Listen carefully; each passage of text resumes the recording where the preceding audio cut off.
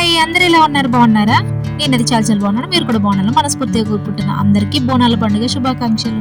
ఈ వీక్ అంతా హైదరాబాద్ లో బోనాలతో కలకలలాడుతుంది. అసలు ఎక్కడ చూసినా సౌండ్లు. మీ దగ్గర బోనాల పండుగ ఎప్పుడు అనేది కామెంట్ చేయండి. నేనైతే ఇంకా ఫ్రెష్ అయిపోయి మేమైతే టెంపుల్ కి అయితే వచ్చేసాము.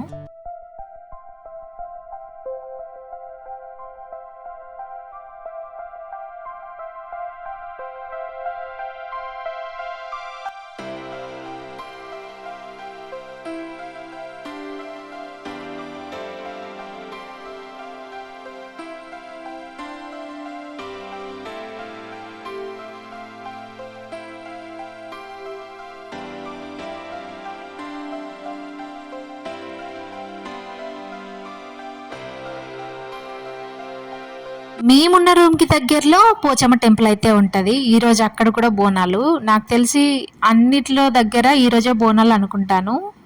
ఇంకా మేమైతే టెంపుల్లోకి వెళ్ళి కొబ్బరికాయ కొట్టి మంచిగా మొక్కుకొని మళ్ళీ రిటర్న్ అయితే అయిపోతున్నాము. టెంపుల్కి వస్తే ఏదో పాజిటివ్ వైబ్ అనిపిస్తుంది కదా. నేను మార్నింగ్ ఎప్పుడు వద్దాం అనుకున్నాను, బట్ ఈ టైం అయింది రావడానికి. అప్పటికి టైం 12 అయిపోతుంది. దేవుడికి దీపం పెట్టేసిపోయాము. మార్నింగ్ నుంచి ఏ వీడియో తీయలేదు, తీస్తే ఇంకా లేట్ అయిపోద్ది అన్నట్టుగా. ఈ రోజు నేను ఇంటి ముందు వేసుకున్న ముగ్గు ఎలా ఉంది చెప్పేయండి. ఇంతకీ మీ దగ్గర బోనాలు అయిపోయా లేదా అనేది కామెంట్ చేయండి. మా దగ్గర బోనాలు అంటే పోచమ్మ బోనాలు శ్రావణంలో వేస్తారు, ఇక్కడైతేనేమో ఆషాఢంలో వేస్తారు. మీ దగ్గర కూడా బోనాలు ఈ రోజు అయిపోయాయా లేదంటే ఇంకా ముందు ఉన్నాయా అనేది కూడా కామెంట్ చేయండి. ఇంకా మేమైతే మొన్న బోనాల పండుగ అది పెట్టాను కదా, బీరన్న బోనాలు అనేసి అంటారు. మేమైతే ప్రతి తొలి ఏకాదశి రోజు అయితే ఆ బోనాలు చేస్తారు. మా కులదైవం బోనం అంటారు. ఇంకా దాని తర్వాత పోచమ్మ బోనం ఏమో శ్రావణంలో చేస్తారు. ఎవ్రీ ఇయర్ బీరన్న బోనాలకి వెళ్తాను, పోచమ్మ బోనానికి వెళ్ళను. కానీ ఇప్పుడైతే వెళ్ళాలి. 8 years అయిపోతుంది నేనైతే వెళ్ళక పోచమ్మ బోనాలకి. సిటీలో బోనాల పండుగ అంటే అసలు హల్చల్ ఉంటది, ఎంత సందడి చేస్తారో అసలు సిటీలో ఉన్న వాళ్ళు.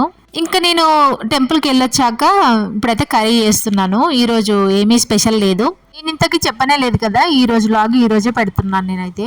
ఇంకా బోనాల పండగ కదా, ఆ వైబ్ వేరుంటది అన్నట్టుగా ఈ రోజు వ్లాగ్ ఈ రోజే తీసి పెట్టాను. ఇక్కడ కర్రీ చేసుకుంటూ ఏమీ స్పెషల్స్ లేవు, ఎందుకో ఏది చికెన్ కానీ మటన్ కానీ తినాలి అనిపించట్లేదు. ఎగ్ బిర్యానీ చేద్దాం అనుకున్నా కానీ మా హస్బెండ్ ఏమో వద్దన్నాడు. ఇంట్లో ఉన్న కూరగాయలతో ఈ రోజు అయితే ఇంకా చేసేస్తున్నా. నా వీడియో చూసే వాళ్ళు బోనాల పండుగ ఎలా సెలబ్రేట్ చేసుకున్నారు అనేది కామెంట్ చేయండి తప్పకుండా, మర్చిపోకుండా. మీరేం బోనం చేస్తారు అనేది కూడా కామెంట్ చేయండి. కొందరు పోచమ్మ బోనం చేస్తారు, కొందరు ఎల్లమ్మ బోనం చేస్తారు, అలా ఉంటది కదా. అలా మీరేం బోనం చేస్తారు అనేది కూడా చెప్పండి. ఇంకా సిటీలోనైతే ఇవాళ రేపు బాగా హడావిడిగా ఉంటది, ఎక్కడ చూసినా సాంగ్స్. మీకు కూడా కొంచెం వినిపిస్తున్నట్టే ఉంది కదా. నేను ఎప్పుడైనా కూడా ఒక కొబ్బరికాయ కొట్టేసి వచ్చేస్తాను. ఇంకా కొన్ని ఆచారాలు అయితే ఉంటాయి కదా. మేము మాత్రం బోనం అనేది ఒక దగ్గరే చేస్తాము, విలేజ్ లోనే చేస్తాము. ఇంకా అంతకు మించి మళ్ళీ మేము ఇక్కడ చేయము. చేస్తే మళ్ళీ ఓన్గా హౌస్ ఉన్న వాళ్ళు మాత్రమే చేస్తారు. మా సైడ్ అలా ఉంది. మీరు కూడా అలానే విలేజ్లోనే చేస్తారా, లేదు మేము ఎక్కడ ఉంటే అక్కడే చేస్తాము అంటారా అనేది కామెంట్ చేయండి. మా సైడ్ ఎలా ఉంటుందంటే మేము ఏ పండుగ అయినా కూడా కన్ఫర్మ్ విలేజ్కి వెళ్ళాలి, అక్కడే సెలబ్రేట్ చేసుకోవాలి, మళ్ళీ సిటీలోకి వచ్చేయాలి. ఎంత ఓన్ హౌస్ ఉన్న వాళ్ళైనా అలానే ఉంటుంది. ఒక పోచమ్మ బోనం మాత్రం ఇంట్లో చేస్తారు, ఇంకా మిగతా ఫెస్టివల్స్ అన్ని విలేజ్ లో చేస్తారు. అలా అయినా మనం విలేజ్ కి వెళ్తాం కదా, ఏమంటారు అనేది చెప్పండి. మేబీ అందుకే ఈ ఆచారం పెట్టారేమో. మా సైడ్ ఇలా ఉంటది, అందరి సైడ్ అలా ఉంటుందో లేదో నాకైతే తెలియదు. మీ సైడ్ ఎలా ఉంటది అనేది కామెంట్ చేయండి వీడియో చూసేవాళ్ళు. మా ఆయన గారేమో నిన్నటి నుంచి టమాటా ములక్కాయ కూర సాగు కొడుతున్నాడు. ఇంకా ఈ రోజు చేసేద్దాం ఆ కర్రీ అనేసి చేస్తున్నా. నేనేమో ఇక్కడికి ఏం శారీస్ తెచ్చుకోను, ఈ రోజైనా కట్టుకుంటే బాగుండు అనిపించింది, కానీ ఒక్కటి కూడా కరెక్ట్ గా శారీ అయితే లేవు నావి. ఇక్కడ అన్ని విలేజ్ లోనే పెడతాను నేను. నార్మల్గా నాకు నార్మల్ శారీస్ కూడా లేవు, ఉన్నాయి అన్ని పట్టు చీరలు. అవైనా నేను ఇంట్లోనే బీరోలో పెట్టుకొని వస్తాను. ఇక్కడ తెచ్చాను అని అంటే కట్టిన దాన్ని పసాల కట్టి దాన్ని పాతగా వేస్తున్నా.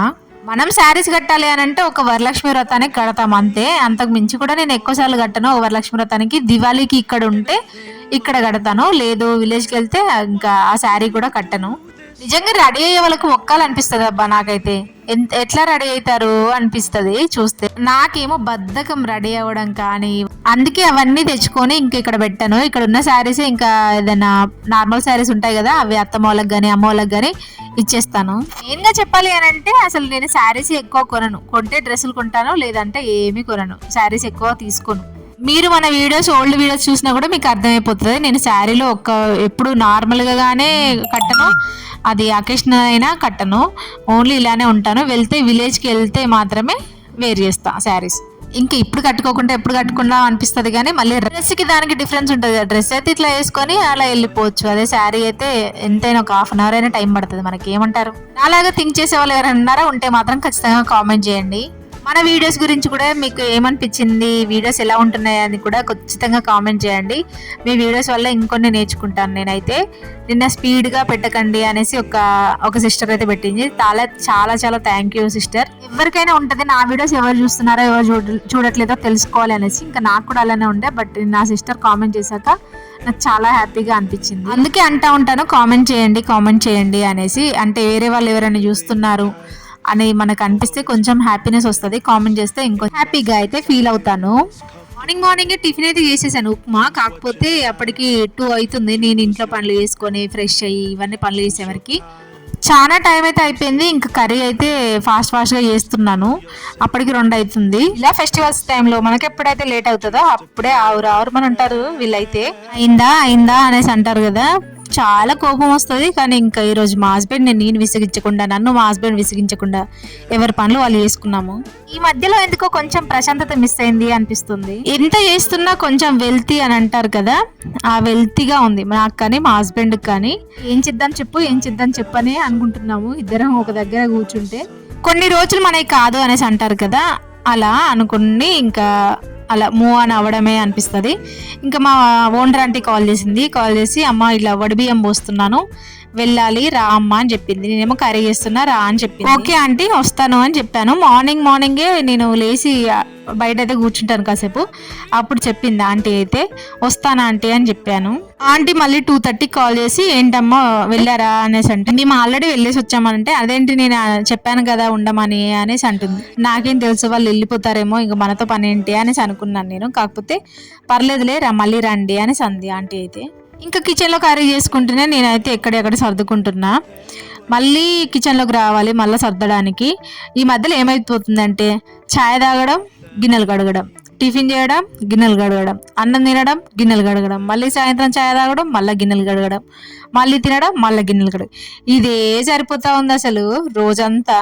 ఇదే మాట మా హస్బెండ్కి చెప్తే ఇప్పుడు 3 days నుంచి సావ కొడుతున్నాడు. జాబ్కి వెళ్ళు ఇదే మాట చెప్తున్నాడు. నేనేదో సిన్సియర్గా సీరియస్గా యూట్యూబ్ చేసుకుంటా ఉంటే డిస్టర్బ్ చేస్తున్నాడు మా హస్బెండ్ అని నాకు అనిపిస్తుంది.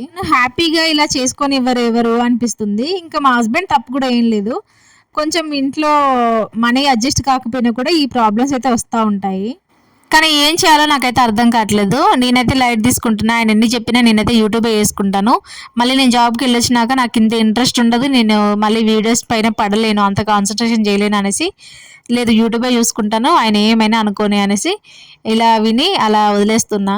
ఇంకా నేను చేసేది రైటో రాంగో ఏదో ఇంకొక 1 year కష్టపడతాను ఈ యూట్యూబ్లో.